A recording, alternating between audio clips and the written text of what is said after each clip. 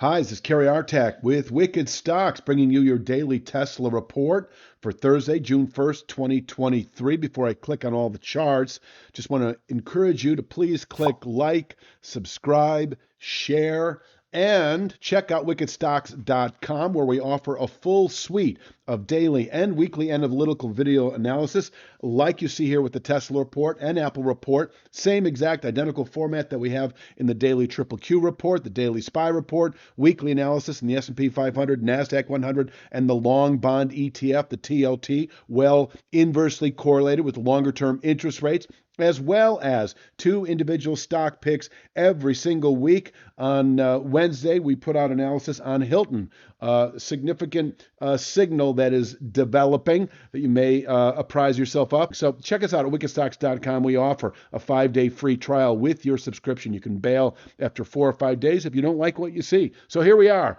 daily Tesla report. Let's click on that weekly chart.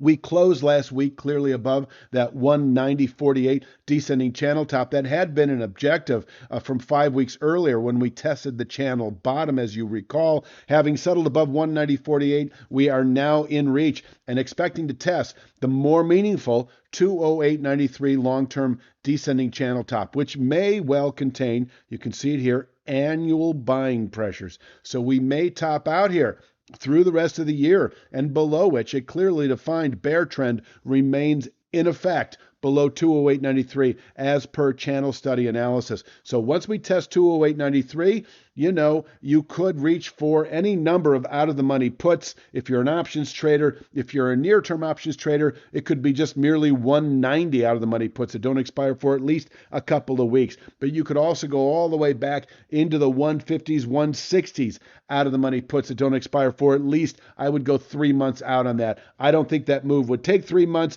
but you want to preserve delta. That is the rate of change of that option relative to the underlying market. You want to preserve that and not go too near term where you've got all that time decay eating away at your out-of-the-money premium. Now, if we close this week, and that's tomorrow, above 208.93, and that really does need to be by a 1% margin, you could do it on a daily basis. If we settle, that is Thursday, today, above 208.93, you want to add, 2.1 to that roughly. I don't know. I'll let you do the math. That'd be about, roughly 210 or so, right? And so if we settle roughly 210 or higher any day, that is today and tomorrow, if we finish the week out above 208.93 by a 1% margin, then I see a good low for the year. And over the next 3 to 5 months, this 265.05 long-term channel top. Now, we could actually reach this much quicker. You see this rally here off that January low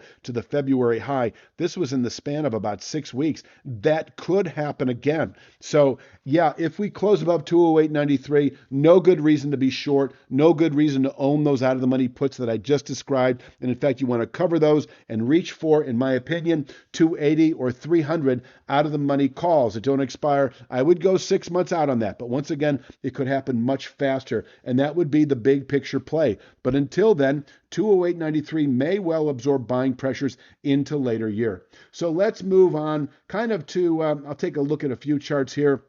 We still have 192.64. That is the same channel formation on the daily chart at 192.64 that we find on the weekly chart at 190.48. And supporting all that is a meaningful rising 1/3 speed line that we've not yet tested. It is based on the high that was put out on Tuesday. That is the pullback high so far. And if we fall off today, it really is the lower 190s. It's sort of take your pick between 192.64 and 190.29. 190.29 is just below the weekly channel top at 190.48. Same formation as 192.64 on the daily. So lower 190s, solid pullback support into next week, above which I think over the next 3 to 5 days, possibly today, we could reach 208.93. But if we fall off today and close below 190.29, that is an indication of a good high at least through next week. And I'm going to say quite possibly through June. And that is because having closed above this channel top, if we close back below it, it is actually a rejection of a buy signal. It looks even more dramatic, I think.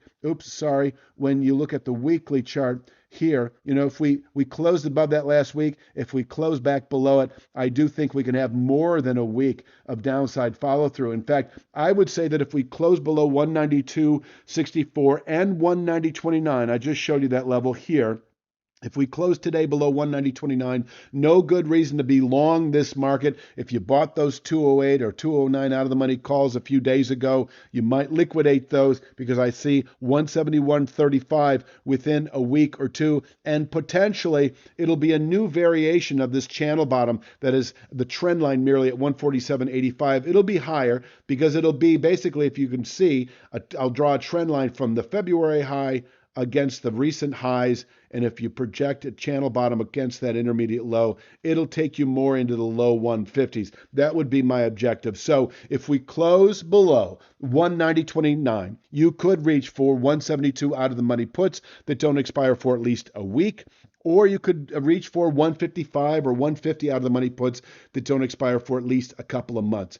On that scenario of closing below 190.29, 171.35 expected by the end of next week, where we could bottom out through the following week and turn back up again, it would be a settlement below 171.35 that would clearly indicate meaningful support.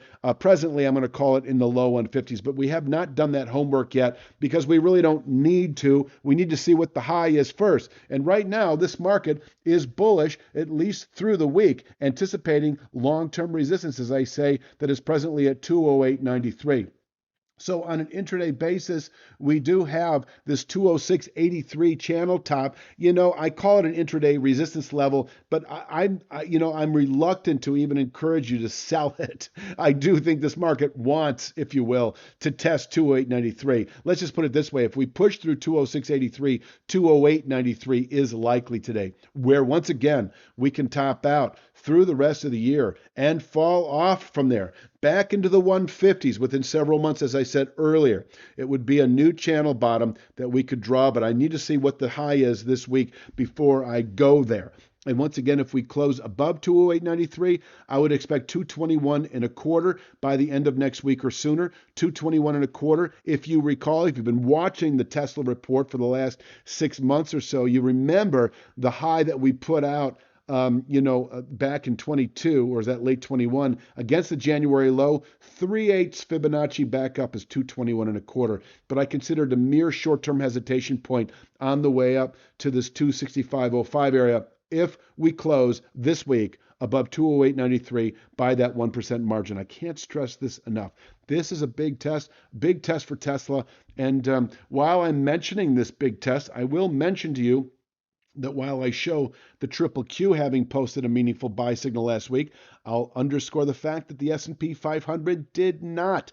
The S&P 500, the SPY, which I do on a daily basis, the S&P 500 on a weekly basis in that subscription package, and the ES, the futures themselves, which I've been doing for over 30 years in my commodity side of the business, none of those three posted a long-term buy signal last week. And so there's a big question right now in terms of the long-term trend dynamics. If we close above 208.93, bullish continuation into later year, and holding below it allows bearish rotation over the same time frame. I think I've said just about everything there is to say for today's Tesla. I'm going to leave it at that. I'll be back tomorrow with Fridays. Please click like, subscribe, share, and check out wickedstocks.com. You have a great day.